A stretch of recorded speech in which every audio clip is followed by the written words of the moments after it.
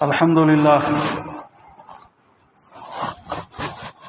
لله رب العالمين، والصلاة والسلام على محمد الخاتم الأنبياء والمرسلين وعلى تابع الأتم إمامنا المهدي الموعود وعلى آلهما وأصحابهما أجمعين. قال الله تبارك وتعالى في القرآن المجيد والفرقان الحميد: فأعوذ بالله من الشيطان الرجيم، بسم الله الرحمن الرحيم. لئن شكرتم لأزيدنكم ولئن كفرتم إن عذابي لشديد. وقال الله تبارك وتعالى أيضا: فاذكروني أذكركم واشكروا لي ولا تكفرون. وقال الله تبارك وتعالى: وإن تعدوا نعمة الله لا تحصوها. صدق الله العلي العظيم. قال النبي صلى الله عليه وسلم: من لم يشكر الناس ولم يشكر الله. اور كما قال عليه الصلاة والسلام. وقال الإمام المهدي الموعود عليه الصلاة والسلام: ہر حال رب سمال امنا صدقنا. محترم حاضرین نماز جمعہ، بزرگوں، دوستوں، عزیزوں، اللہ تعالیٰ کا بے پناہ کرم، اس کا بے پناہ شکر ہے کہ اس نے ہمیں انسان بنا کر پیدا کیا، شرافت کا تاج پہنایا، اشرف المخلوقات میں سے بنایا. مزید اس کا کرم، اس کا بڑا فضل، اس کا بے پناہ شکر ہے کہ اس نے ہمیں ایک اور شرافت کا تاج پہنایا. اللہ نے فرمایا: کنتم خیر امت اخرجت للناس تأمرون بالمعروف وتنہون عن المنکر. اور اللہ تعالیٰ کا بے پناہ کرم ہے، اس کا فضل ہے کہ اس نے ہمیں موحد بنایا، مسلمان بنایا، مومن بنایا. مزید فضل و کرم اس کا یہ ہے کہ خاتم النبیین محمد الرسول اللہ صلی اللہ علیہ وسلم کی زبان صادق و مصدوق سے ملی ہوئی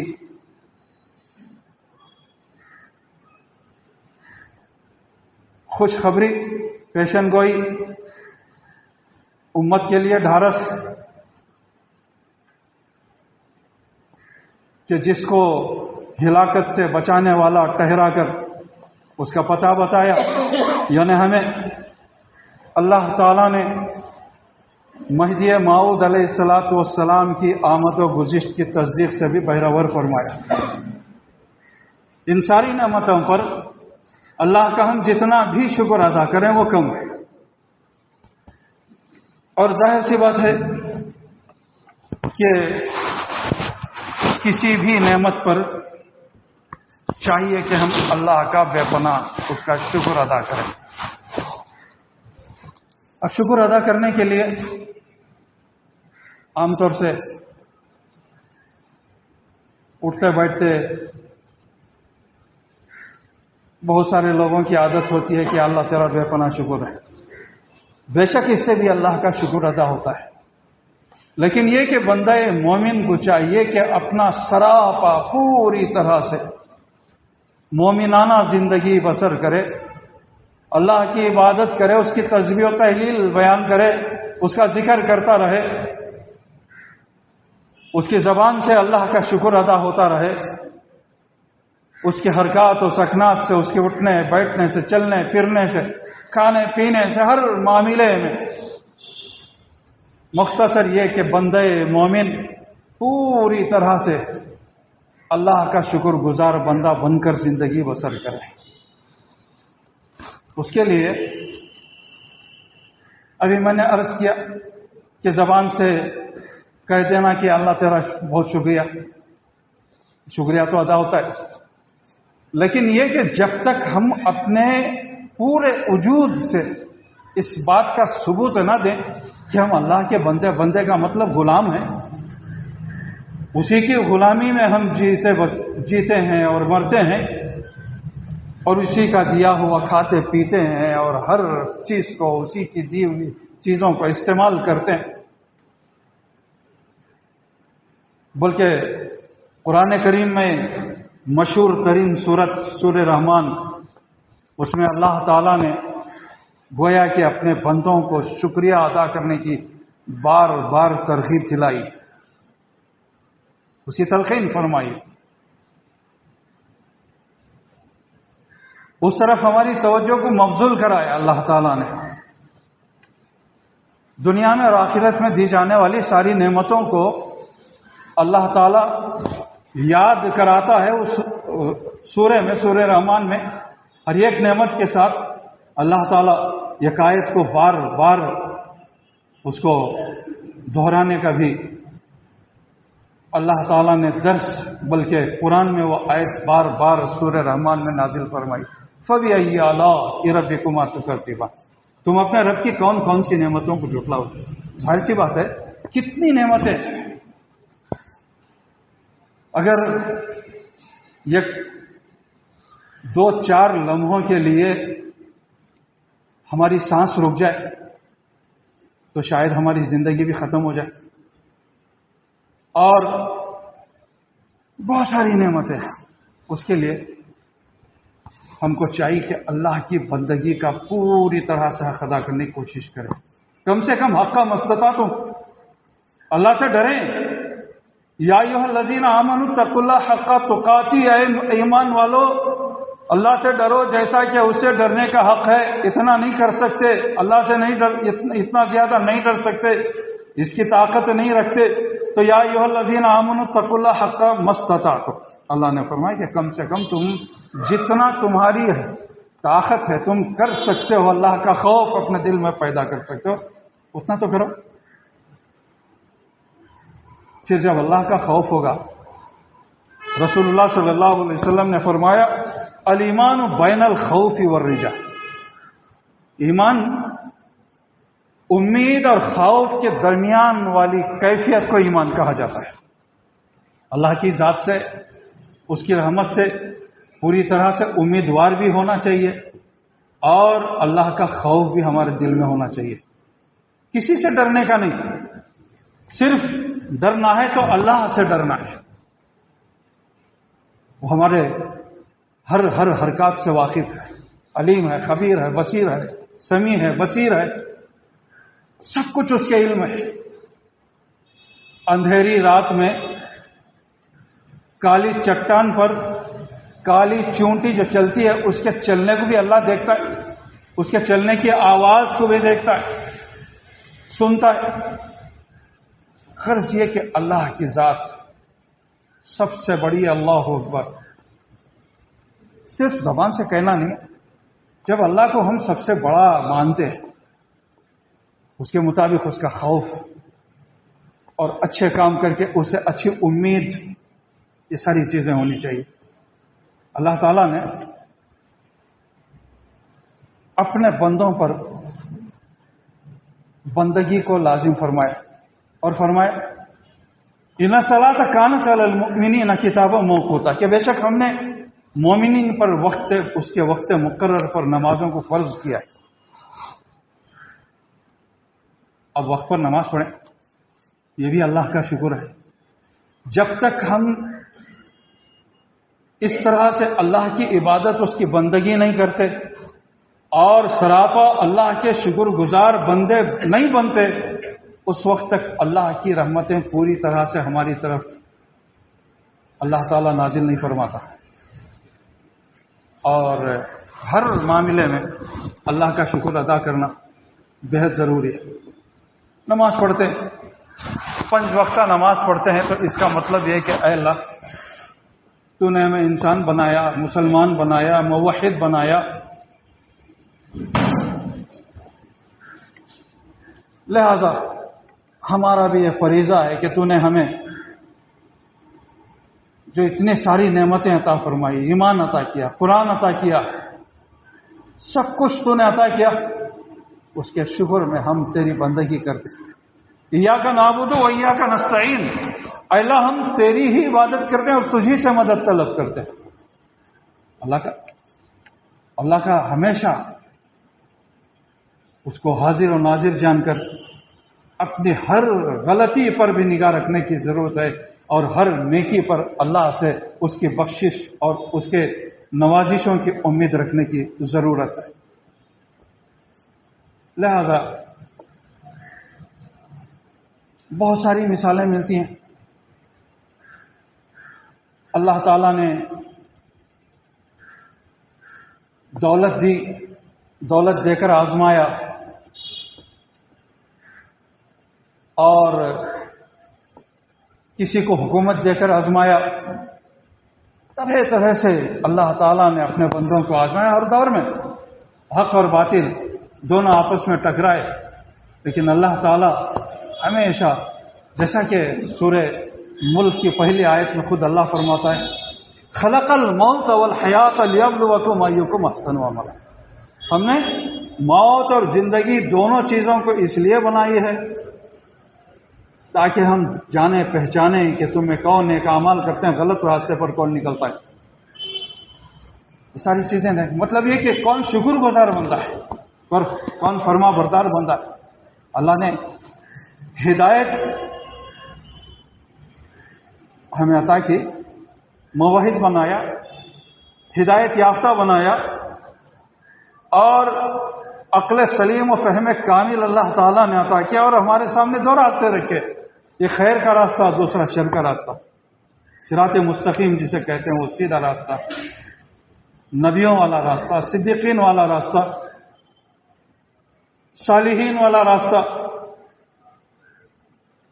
اس پر اگر ہم چلتے ہیں تو اللہ کا انعام ہوتا ہے، جو کچھ کہ اللہ کا انعام ہوتا ہے اس پر ہم شکر ادا کرتے ہیں تو لَأَزِيدَنَّكُمْ، اللہ نے فرمایا جتنی نعمتیں اللہ کی ہیں اس پر پوری طرح سے ہماتن اللہ کے شکر گزار بندے بننا ہے۔ اب اللہ کے شکر گزار بندے بننے کے لیے اللہ کی عبادت، 5 وقت کا نمازیں، اس کی پابندی لازمی ہے، اور اس کے ساتھ ساتھ یہ نہیں کہ 5 وقت کی اذان ہوئی ہم نے نماز پڑھ لی ہماری ذمہ داری ختم، ایسی بات نہیں ہے۔ اللہ تعالیٰ سورہ جمعہ میں فرماتا ہے وَاذْكُرُوا اللَّهَ كَثِيرًا لَعَلَّكُمْ تُفْلِحُونَ۔ اب یہاں پر ایک بات غور کرنے کی ہے، وَاذْكُرُوا اللَّهَ كَثِيرًا لَعَلَّكُمْ تُفْلِحُونَ، تم اللہ کا ذکر کثرت سے کرو تاکہ تم کامیاب ہو جاؤ۔ مطلب یہ کہ اللہ کا ذکر کرتے ہیں تو کامیابی ہے۔ اب اس لفظ کو اگر وہاں لے جا کر اس کی تطبیق کر کے ہم اس کی ذرا توضیح اور تشریح میں جائیں تو بات یہ پتہ چلتی ہے کہ جب ہم اللہ کا ذکر کثرت سے کرتے ہیں گویا کہ ہم کامیاب اللہ کے بندے ہیں۔ مطلب یہ کہ اللہ کے شکر گزار بندے ہیں۔ شکر گزاری بہت بڑی نعمت ہے۔ اب ظاہر سی بات ہے کہ کوئی بندہ، کوئی انسان، ہمارا کوئی عزیز، کوئی قریبی اگر ہمارے ساتھ اچھا سلوک کرتا ہے، کوئی چیزیں ہم کو دیتا ہے، کچھ نہ کچھ ہمارا کام کر دیتا ہے، تو اس کے لیے ایک نیک جذبات ہمارے دلوں میں آتے ہیں۔ اس کے لیے ہمیں چاہیے کہ ہم اس کے احسان مند رہیں، باوجود یہ کہ اس سے ہمیں بہت سارا فائدہ ملتا ہے، اس سے کچھ ہمارا کام بنتا ہے، باوجود اس کے ساتھ سرکشی کریں، اس کی ٹانگ پکڑ کر کھینچیں، اس کے متعلق غلط ارادے رکھیں اور اس کے سارے کاموں کو اجاڑنے لگیں،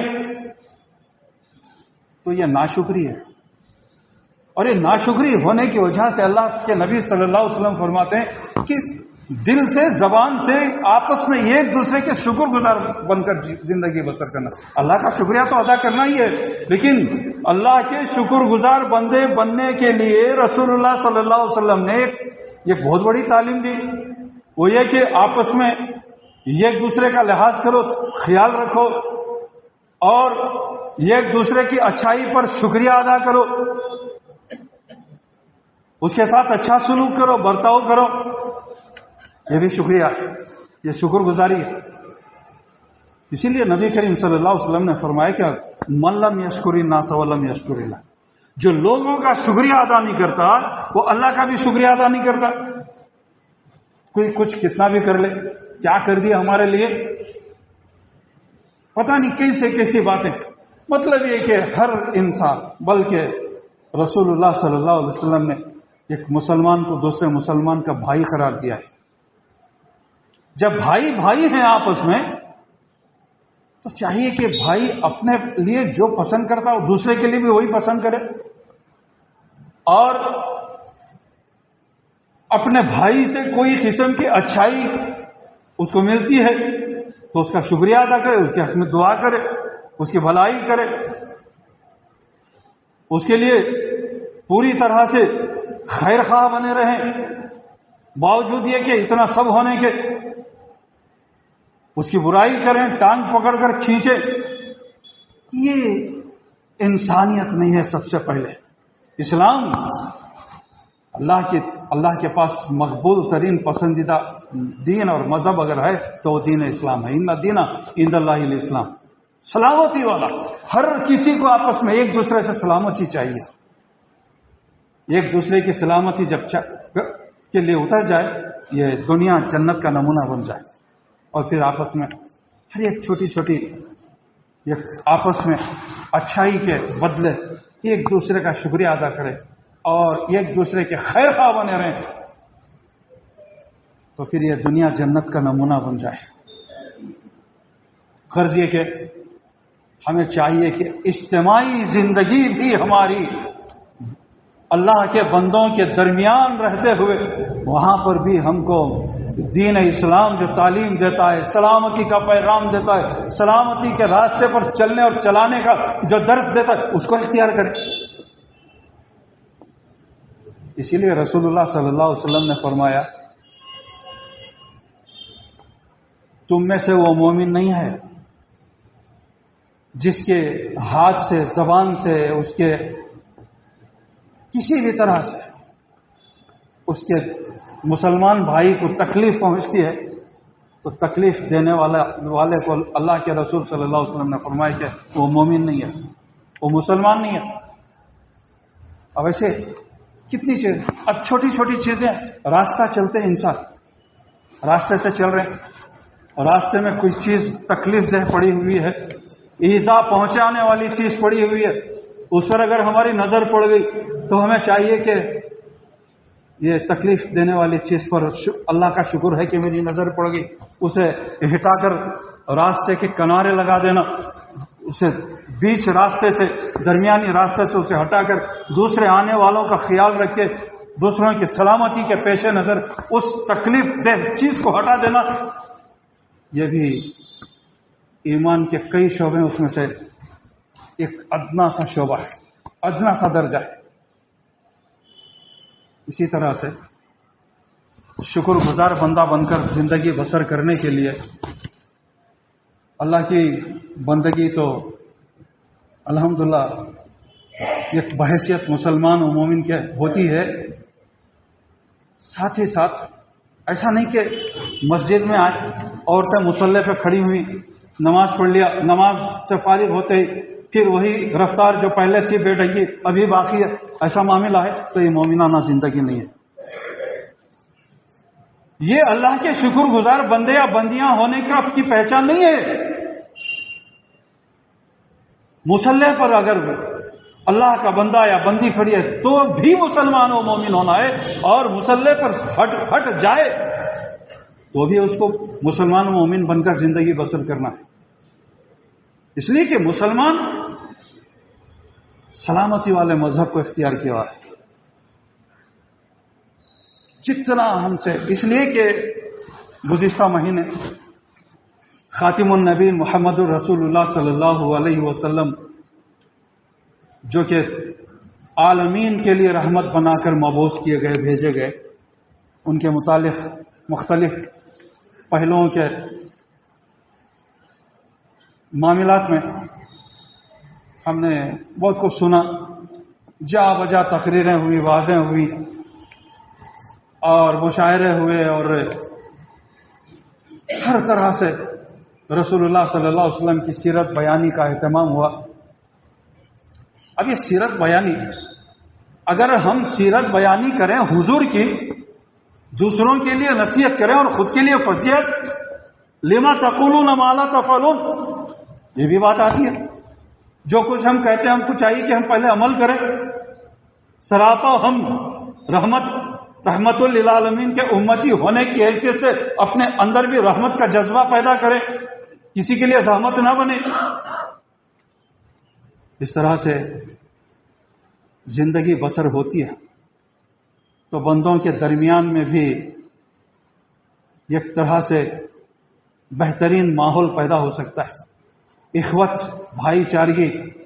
اور اسی طرح سے جو رسول اللہ صلی اللہ علیہ وسلم نے ایک بندہ مومن کو کس طرح سے زندگی بسر کرنا ہے، جو تعلیم دی، تلقین فرمائی، اس کے مطابق زندگی بسر کریں گے تو صحیح معنوں میں ہم اللہ کے شکر گزار بندے کہلائیں گے،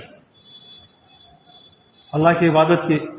اب شکر گزاری صرف زبان سے کہہ دینا یا اللہ تیرا شکریہ، اب اس کو رسول اللہ صلی اللہ علیہ وسلم نے کتنا بڑا درس دیا، ذرا اس کو ملاحظہ کیجئے گا. انسان زندہ رہنے کے لیے کھاتا پیتا بھی ہے، اس کو غذا کی ضرورت ہے، پانی کی ضرورت ہے، اسے ہوا کی ضرورت ہے. یہ کوئی ان چیزوں میں سے کوئی ایک چیز کی بھی کمی ہو جائے، کسی کا آکسیجن لیول ڈاؤن ہوتا چلا جائے تو اس کی زندگی کی خطرے کی گھنٹی بج رہی ہے. اس کو ہاسپٹل کی دواخانے کی طرف لے جائیں گے، آکسیجن اس کو چڑھائیں گے، لگائیں گے. اب جو آکسیجن، اب ذرا غور کرنے کی بات ہے کہ دواخانے میں جائیں، آکسیجن لیول کم ہو جائے تو آکسیجن لگائیں تو پھر تھوڑی زندگی بحال ہونے کی امید ہوتی ہے. وہ آکسیجن لگانے کے لیے سلنڈر کے پیسے دینے، اور ایسا آکسیجن دن بھر میں ہم کتنا لیتے ہیں؟ کیا اس کی کوئی فیس اللہ تعالیٰ نے رکھی ہے؟ کیا ہمارے ساتھ اللہ تعالیٰ نے کوئی ایسا میٹر فٹ کیا ہے جس کا بدلہ، جس کی قیمت مقرر اللہ نے کی ہے؟ نہیں، اللہ تعالیٰ نے ان گنت نعمتیں ہم کو عطا کی ہیں. چنانچہ اللہ تعالیٰ خود فرماتا ہے، اللہ تعالیٰ فرماتا ہے کہ وَإِن تَعُدُّوا نِعْمَتَ اللَّهِ لَا تُحْصُوهَا، اللہ کی نعمتوں کا حساب کرو گے، گنتی کرنے بیٹھو گے، نہیں کر سکو گے. لا تحصوها، اس کا حساب نہیں کر سکو گے، گنتی نہیں کر سکو گے.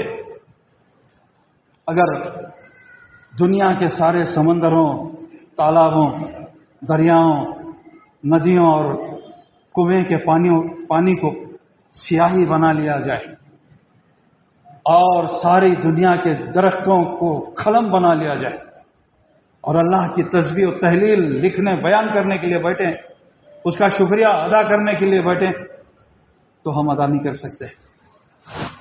اللہ کا بہت بڑا احسان ہے.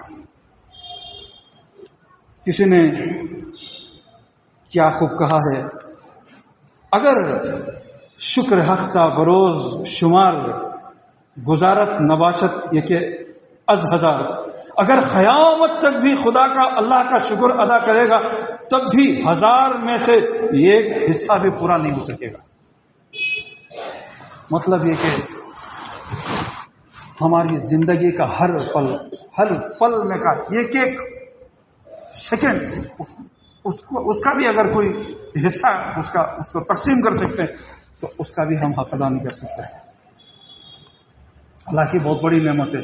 میں عرض کر رہا تھا کہ انسان کی زندگی کے لیے جتنی چیزیں ضروری ہیں اس میں سے کوئی چیز کم ہو جائے، طبیعت کی ناسازی کی وجہ سے غذا اندر نہ جائے تو جسم کمزور ہونے لگتا ہے، یہاں تک کہ وہ نڈھال ہو کر بستر مرگ پر بھی پڑ سکتا ہے. اور کوشش یہ کی جاتی ہے کہ اس کے حلق سے، اس کے منہ سے غذا نہ جاتی ہو، اسے پائپ ڈال کر لکوڈ کی طرح سے اس کو غذا پہنچائی جائے تاکہ اس کی زندگی باقی رہے. ہمارا ہر ایک لقمہ، پانی کا ایک ایک گھونٹ جو ہم پیتے ہیں، اللہ کی بہت بڑی نعمت ہے۔ ایک مرتبہ کا واقعہ ہے، ہارون رشید جو امیر المومنین بھی کہا کرتے تھے، ان کو تخت پر آ کر بیٹھنے والے تھے، مجذوب ان کے دور میں تھے، بہلول دانا، جلدی جلدی آئے۔ انہوں نے کہا کہ ٹھہرو ٹھہرو، کہا کہ نہیں، مجھے کچھ لوگوں کی خدمت کرنا ہے، کچھ پیغام پہنچانا ہے۔ پھر جا کر بیٹھنے لگے تو اچانک ان کو پیاس لگنے لگی۔ ہارون رشید کو پانی طلب کیا، پانی کا کٹورا آیا۔ بہلول دانا نے پھر کہا کہ امیر المومنین ذرا ٹھہر جاؤ، پانی نہیں پینا۔ اب وہ امیر المومنین کٹورے میں جھانکنے لگے کہ کیوں نہیں پینا، کیا پڑ گیا اس میں، کیا ہے؟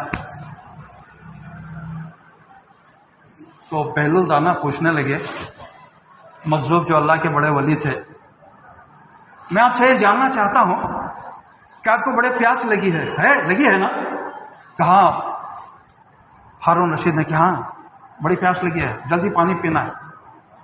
اچھا، پانی پینے کی ضرورت جب محسوس ہو رہی ہے اور پیاس لگ رہی ہے، یہ پانی طلب کرنے کے لیے آپ نے حکم دیا، پانی آ گیا، اگر نہ ملا، اس کو بہت بڑی قیمت ادا کرنی پڑے تو کیا کریں گے آپ؟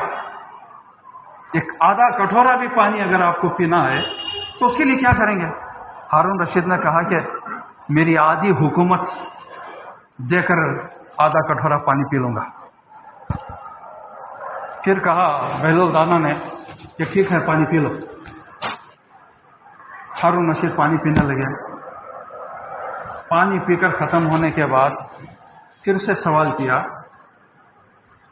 اے ہارون، میں یہ بھی جاننا چاہتا ہوں کہ ابھی آپ نے جو پانی پی لیا، اگر تمہیں پیشاب کی تکلیف ہو جائے، تمہارا پیشاب اٹک جائے، رک جائے پیشاب، تو اس کے لیے کیا کرو گے؟ تو ہارون رشید کہنے لگے کہ اس تکلیف کو دور کرنے کے لیے، پیشاب کی اس تکلیف کو دور کرنے کے لیے بچی ہوئی آدھی حکومت کو بھی قربان کر دوں گا۔ بہلول دانا کہنے لگے، تمہارے یہ تخت و تاج کی جو قیمت ہے، آدھا کٹورا پانی پینے کے لیے آدھی حکومت، پینے کے بعد اگر پیشاب اٹک جائے، پیشاب کی تکلیف محسوس ہونے لگے، اس کا علاج کرانے کے لیے آدھی اور حکومت دے دیں، تو بچا کیا تمہارے پاس؟ کچھ بھی نہیں۔ بس یہ دنیا کی حقیقت اتنی ہے۔ اسی لیے اللہ نے فرمایا قل متاع دنیا قلیل۔ اللہ نے فرمایا کہ اے محمد، میرے پیارے، میرے حبیب، کہہ دیجئے کہ دنیا ہی ہے، اس کی کوئی قیمت نہیں۔ اب اس دنیا کے پیچھے پڑے ہوئے، اللہ کی ناشکری میں لگے ہوئے کتنے لوگ ہیں، پتہ نہیں ہم سے بھی ایسی کہاں کہاں کیسی بے اعتدالیاں ہوتی ہیں۔ اللہ ہماری حفاظت فرمائے۔ اور اس واقعے کے پس منظر میں اگر آپ دیکھیں، ذرا غور کریں تو بات سمجھ میں آئے۔ رسول اللہ صلی اللہ علیہ وسلم، جسے کہ ابھی میں نے عرض کیا، رحمت للعالمین بنا کر اللہ تعالیٰ نے محفوظ کیا۔ ہر چھوٹی چھوٹی چیزوں میں، بڑے بڑے معاملات میں رسول اللہ صلی اللہ علیہ وسلم رحمت کا سبق سکھایا، رحمت کا درس دیا، کر کے بتایا، کہہ کے سنایا۔ چنانچہ مصلی پر کھڑے ہو کر نماز پڑھیں، وہی عبادت، وہ تو عبادت ہے، وہ اللہ کا فریضہ ادا کرنا ہے۔ لیکن یہ کہ ہمارا کھانا پینا، اٹھنا بیٹھنا، چلنا پھرنا، یہ بھی اگر اس میں بھی اگر ہماری نیت صحیح ہو تو یہ بھی ہمارے لیے عبادت ہے۔ انما الاعمال بالنیات، رسول اللہ صلی اللہ علیہ وسلم نے فرمایا یہ سارے اعمال کا دار و مدار نیتوں پر ہے۔ وانما لامرئ ما نوى، اور جس کی جو نیت ہوتی ہے وہ اسی کو پاتا ہے۔ تو کھانا کھا رہا ہے، نیت یہ ہونی چاہیے کہ یہ جو کھانا کھا رہا ہوں اس میں کوئی طاقت نہیں ہے، اللہ اگر اس میں طاقت کا حکم ڈالے تو پھر یہ میرے جسم کے لیے طاقت بن سکتی ہے، اور اس طاقت کو میں اللہ کی عبادت کے لیے صرف کروں گا، یہ کھانا بھی ہمارا عبادت ہو جائے گا۔ سوتا اس لیے ہوں تاکہ میں آرام کروں، پھر فجر کی نماز کے لیے تر و تازہ ہو کر اٹھ کر کھڑا ہوں اور اللہ کی بندگی کرنے لگوں، اس نیت سے وہ سوتا ہے تو اس کا سونا بھی عبادت ہے۔ اور اسی طرح سے ہر قدم، اور یہاں تک کہ مومن کے لیے رسول اللہ صلی اللہ علیہ وسلم نے فرمایا الدنیا سجن للمؤمن و جنت للکافر، دنیا مومن کے لیے قید خانہ ہے اور کافر کے لیے جنت ہے۔ کیسے بھی چلے، کچھ بھی کر لے، لیکن مومن کو چاہیے کہ اپنا ہر قدم اللہ کے شکر گزاری کے ساتھ بسر کرے، اس کے لیے ہر عمل پر اپنی نگاہ رکھے، اجتماعی معاملات میں بھی، انفرادی معاملات میں بھی، حقوق اللہ میں بھی، حقوق العباد میں بھی، پوری طرح سے۔ اور اس کے لیے جو ہارون رشید کا بھی واقعہ میں نے سنایا، اس کے پس منظر میں رسول اللہ صلی اللہ علیہ وسلم نے ایک درس دیا، اس کو اس پس منظر میں دیکھا جائے تو بات سمجھ میں آئے گی۔ رسول اللہ صلی اللہ علیہ وسلم نے فرمایا کہ بیت الخلاء میں جانے کی بھی دعا ہے، بیت الخلاء سے باہر آنے کی بھی دعا ہے۔ بیت الخلاء ناپاک جگہ ہے نا، لیکن وہاں پر بھی جانے کی بھی آنے کی بھی دعا ہے۔ جانے کی دعا کیا ہے؟ اللہم انی اعوذ بک من الخبث والخبائث۔ لوگ بولتے ہیں پتہ نہیں کیا منحوسی گھیری ہے کہ مجھے نہیں معلوم، کیا کریا تو بھی اجڑ جا رہا ہے، کون سے کام میں ہاتھ ڈالا تو بھی منحوسی چھا گئی ہے، نقصان ہوتا جا رہا ہے۔ عام طور سے کیا ہوتا معلوم آپ کو؟ یہ جو نحوست، خبیث ارواحیں، خباثت سر سے گھیرنے لگتی، سر کو پکڑتی پہلے، اب سر کو کیسے پکڑتی؟ ننگے سر جاتے ہیں بیت الخلاء میں۔ رسول اللہ اب یہ سوچیں گے کہ بیت الخلاء کو جا رہے ہیں، ٹوپی پہننے کی کیا ضرورت ہے؟ اب ذرا اس دعا پر بھی غور کرو، بات سمجھ میں آتی ہے۔ بیت الخلاء میں جانے کے لیے اللہم انی اعوذ بک من الخبث والخبائث، اے اللہ میں تیری پناہ میں آنا چاہتا ہوں، اس لیے کہ یہاں جا رہا ہوں اندر ناپاک جگہ یہ کیسی ناپاک ہے؟ ناپاک تو ہے ہی، وہ ناپاک کی وجہ سے اللہم انی اعوذ بک من الخبث والخبائث۔ خبیث، اب اس میں بھی عورتیں بھی میل فیمل ہوتے، خبیث ہوتی ہیں روحیں، وہ وہاں ہوتی، وہ بیت الخلاء میں ننگے سر گئے تو گھیرا سر پہ گھیر لیتے، اس لیے کوئی بھی کہیں بھی جائے، یہ نوجوانوں کا آج فیشن ہو گیا، معاف کیجیے گا۔ مسجد میں آئے تو ٹوپی، باہر نکلے تو نہیں۔ اب آج کل کیا ہو گیا معلوم؟ زیارت کو گئے تو ٹوپی پہنتے تھے، بحریان کھائے تو ٹوپی پہنتے تھے، اور کچھ بھی، اب نماز تک ننگے سر پڑھنے لگے، دیکھا دیکھی چولہا پھونکی، سعودی کو چلے گئے، سعودی پڑھتے وہ ننگے سر آئے، دڑ دڑ کھڑے پڑھنے لگے۔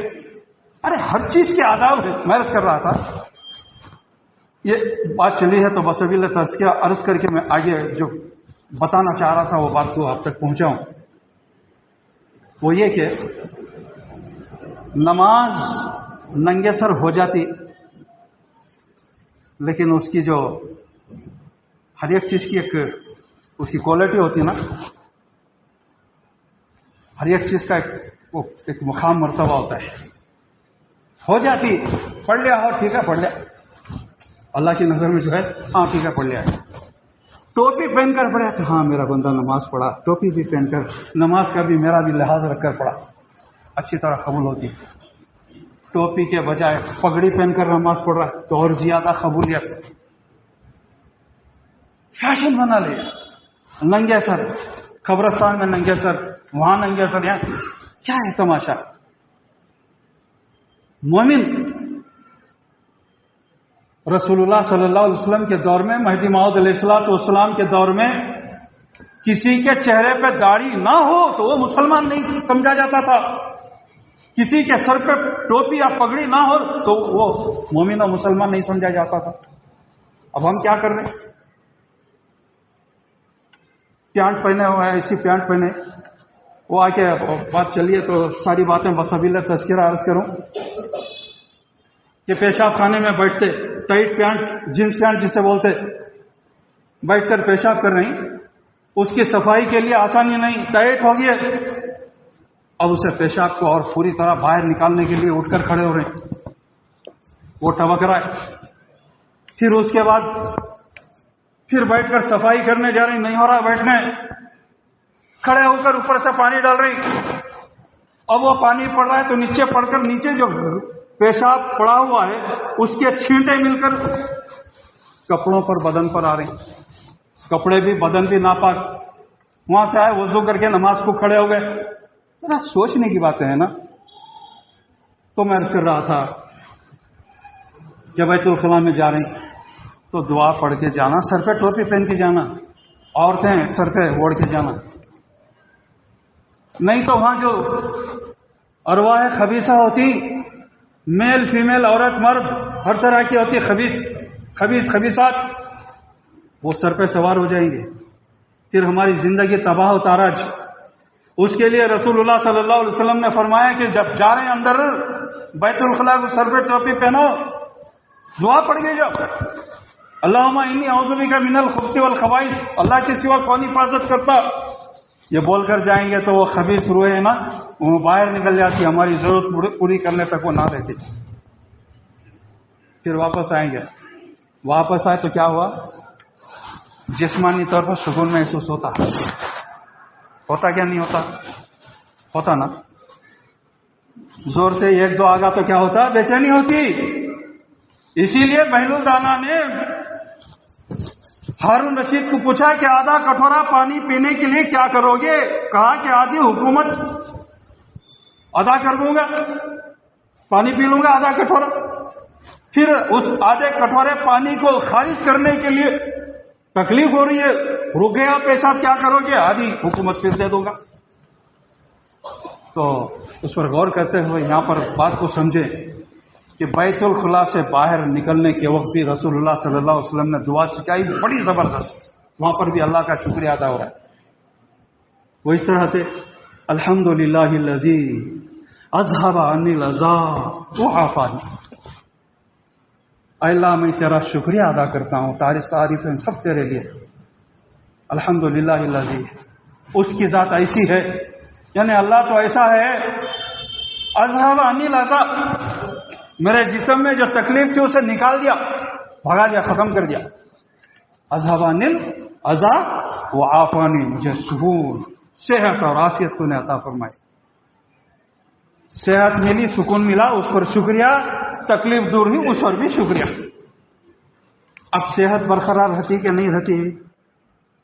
برابر رہتی، سب چیز برابر کنڈیشن میں رہتی. وہ بھی یہ بھی سب پورا، سر سے پاؤں تک سب کنڈیشن میں رہتا. اس طرح کا شکریہ ادا کرتے رہیں گے. اسی لیے اللہ نے فرمایا فاذکرونی اذکرکم واشکروا لی ولا تکفرون. تم میرا ذکر کرو، فاذکرونی اذکرکم، تاکہ میں تمہیں یاد کروں، یاد رکھوں. تم مجھے یاد کرو گے، میں بھی تمہیں یاد رکھوں گا.